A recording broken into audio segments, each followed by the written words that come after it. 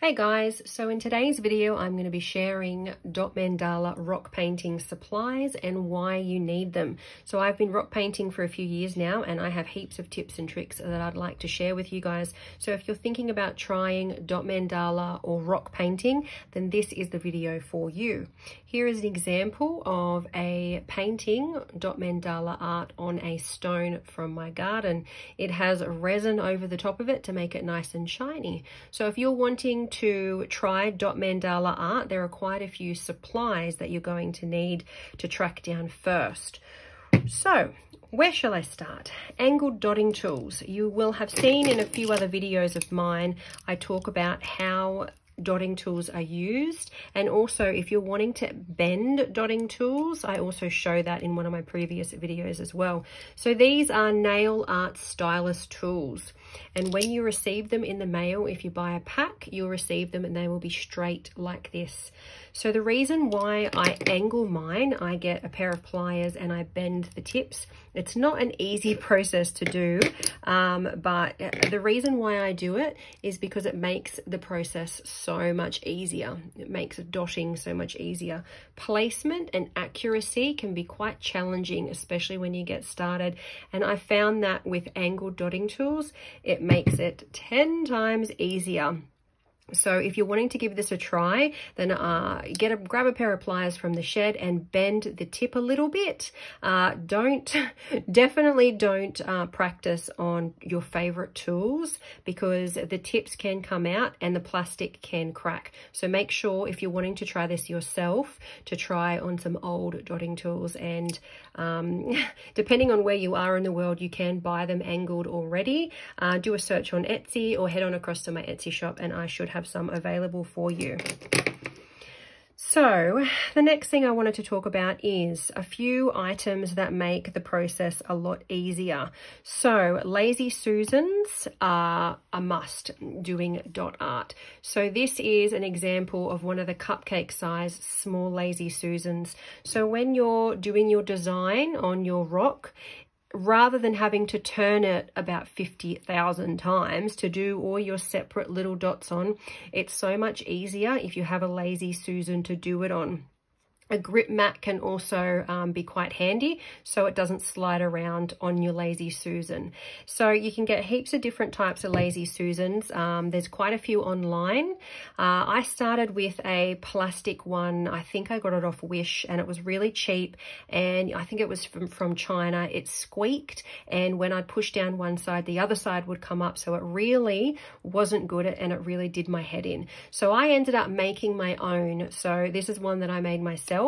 After speaking with my dad and getting a few woodworking tips, I discovered that making them wasn't actually too hard. So if you are a handyman yourself, then head on across to Bunnings and get the supplies. This is a ball bearing spinner in the center.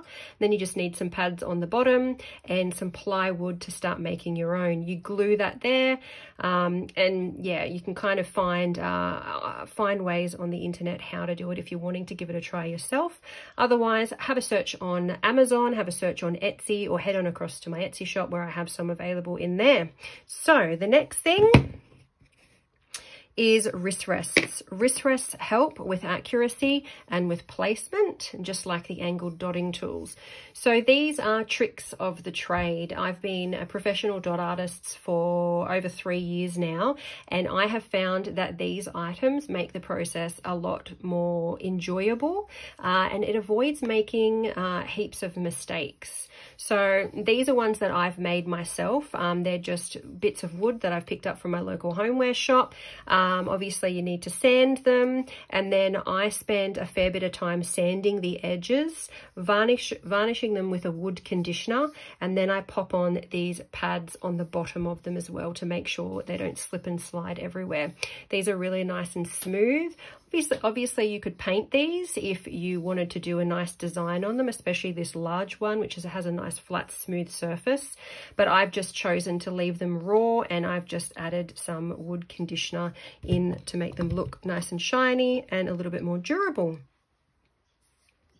So the next thing I wanted to share with you guys is white charcoal pencils. If you're wanting to dot on stones, using a white charcoal pencil makes the process heaps easier, because using lead pencil, it's really hard to get off, I find. Once I'm finished the design, trying to get off the lead pencil with a rubber has sometimes smudged my paint, and it sometimes just doesn't come off. So if you use a white charcoal pencil, you'll find that it will come off really easy once your paint is dry. To get it off, I recommend using baby wet wipes. So these are $2 from Woolworths, and I use them to clean my dotting tools, and I also use them to wipe over the stone once the paint's dry, and it gets that white charcoal off the base layer really easily. The other thing I wanted to share, well, there's a few more things actually. When you are dotting on stones, if they're a little bit porous, which they can be a lot of the time, you can use this. It is a multi-purpose filler. It's like a putty, and you just smooth it across the surface of the stones. And then once it's dry, you can get a sanding block or some sandpaper from Bunnings or your homeware shop, and you just give it a light sand to make it nice and smooth for painting. If you dot on a porous surface, your dots will spread and they will bleed out a bit, and they won't be nice and round and perfect. So keep that in mind.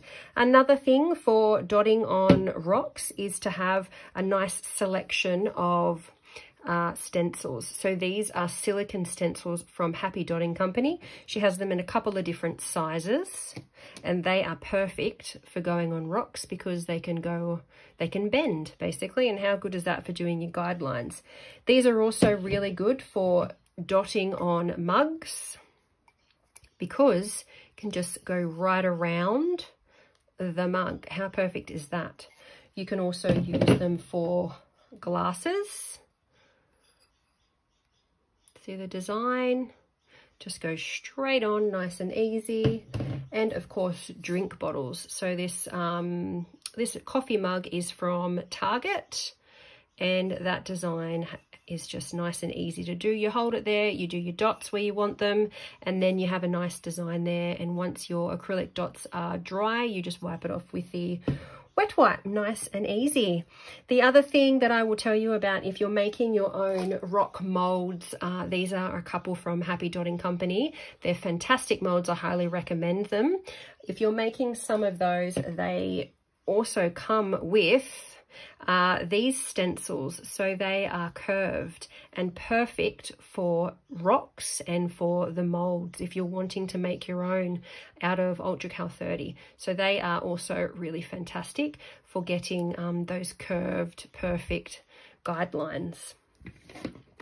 Another thing you could use are these circles. So these are from Otana. They're the set of 9 circle templates. I'm not sure if they're still available, but as you can see, they would be perfect for getting. So if you have a stone, you can pop that right in the center, hold it down, and you get your white charcoal pencil, do the center, and then you would just mark around where the lines are. See, nice and easy. Another thing you could use is washers.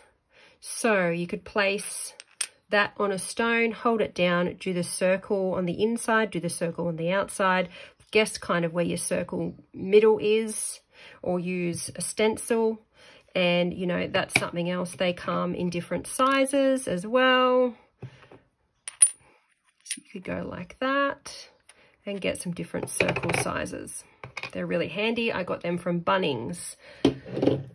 What else do I have to share with you? Another tip, which I have shared in a few of my other videos, but these are little paint containers for storing your paint. These are so good to have instead of mixing up a whole lot of paint on your paint palettes. I often used to waste mine because I wouldn't use it all up, so I would end up throwing it out, and I hate wasting paint. So if you can find some of these, the little jewelry containers, you can get them on Amazon or in little cheap shops, Hot Dollar, and other, you know, little shops around the place, art shops. They're little jewelry containers for beads. They're airtight and they're fantastic for storing paint. I do recommend Jo Sonia's paint with a little bit of water mixed in with it, a couple of drops. And Deco Art paint as well is really good for dotting.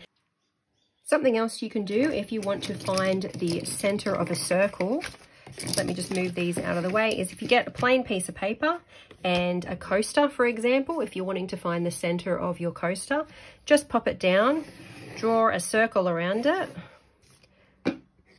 cut that circle out. Then when you have the cutout, you just need to fold it in half and fold it in half again. How easy is this? And then that will give you your circle. You could even fold it again and you have your guidelines already done as well. So look at that. That gives you exactly where the center is. Plus, if you just mark up when you're drawing your guidelines, that'll show you exactly where the even spaces are to do your dots. So it's a handy little trick for you. That's it for now, guys. Thanks for watching. If you have any questions, drop them in the comments. Thanks.